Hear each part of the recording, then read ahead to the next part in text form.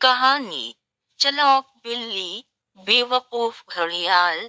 एक जमाने में एक घना जंगल था जिसके दरमियान एक वसी और गहरी दरिया बहता था। दरिया के किनारे एक कदीम और अक्लमंद बरगद का दरख्त था। इसी दरख्त के एक सुराख में मैना नामी एक चालाक बिल्ली रहती थी। मैना को दरिया के किनारे बैठकर छोटी मछलियां शिकार करने का बहुत शौक था। दरिया के गहरे पानियों में घपूस नाम का एक बहुत बड़ा और ताकतवर मगरमच्छ यानी घड़ियाल रहता था। वो अपनी ताकत पर बहुत मगरूर था और दरिया के किनारे आने वाले हर जानवर को अपना शिकार समझता था। वो अक्सर बरगद के दरख्त के पीछे छप जाता और शिकार का इंतजार करता। एक दिन घपूस की नजर मैना पर पड़ी, जो बेफिक्री से किनारे पर बैठी मछली के लिए पानी पर निगाह जमाए थी। घपूस के मुंह में पानी भर आया। उसने सोचा, आज का खाना तो बहुत लजीज लग रहा है। इसकी हड्डियां चबाने हैं मैंने। वो आहिस्ता से पानी के अंदर से किनारे की तरफ बढ़ा। मगर मैना बहुत होशियार थी। उसने पानी में हल्की सी लहर महसूस की और फौरन ही बरगद की मजबूत शाख पर चढ़ गई। घपूस खाली मुंह रह गया। इसे गुस्सा आया। उसने अपनी लंबी पूंछ से पानी पर जोरदार ज़रब लगाई और भारा, वो चालाक बिल्ली, तुमने बच तो गई, लेकिन मैं तुम्हें खाकर रहूंगा। तुम रोजाना यहाँ आती हो, एक ना एक दिन मेरा शिकार बनकर रहोगी। मैना ने शाख पर बैठकर अपने मुंह को पीठ साफ की और एक शरीराना मुस्कुराहट के साथ कहा, मेरे दोस्त घपूस, तुम तो बहुत ताकतवर हो, लेकिन अक्ल तुम में बिल्कुल नहीं। तुम मुझे कभी नहीं पकड़ सकते। ये सुनकर घड़ियाल आग बबूला हो गया। मैं बेवकूफ। मैंने सैकड़ों जानवरों को अपना नवाला बना लिया है। तुम एक छोटी सी बिल्ली हो, तुम मेरा मुकाबला कैसे कर सकती हो? मैना ने अपनी मूंछें ताने और बोली, क्योंकि मैं तुमसे ज्यादा ताकतवर हूँ। मैं तुम्हें अपने एक झापड़े से दरिया के पार फेंक सकती हूँ। घड़ियाल जोर से हंसा।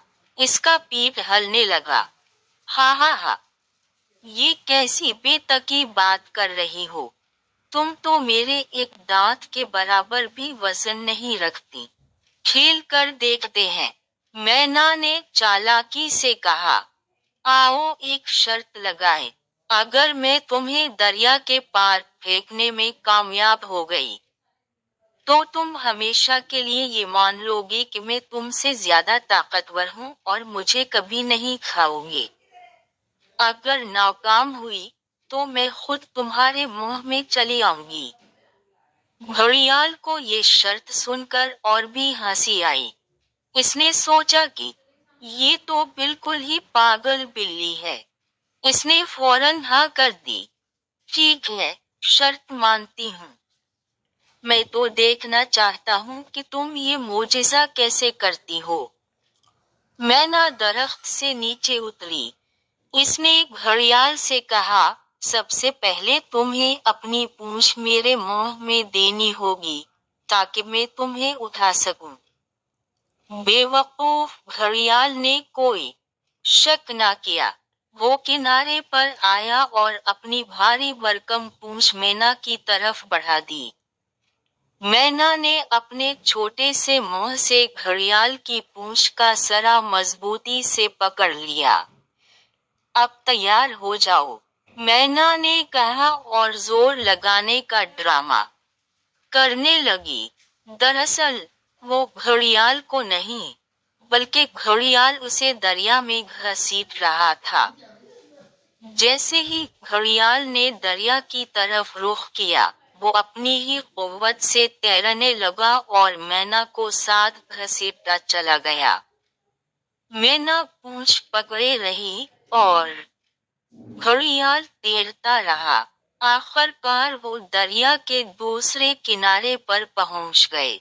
مینا نے پونچھ چھوڑ دی اور فوراً ایک قریبی درخت پر چڑھ گئی۔ وہاں سے اس نے نیچے حیران گھڑیال سے کہا، دیکھا، میں نے تمہیں دریا کے پار پھینک دیا نا۔ میں نے اپنا وعدہ پورا کیا، اب تمہیں بھی اپنا وعدہ پورا کرنا ہوگا۔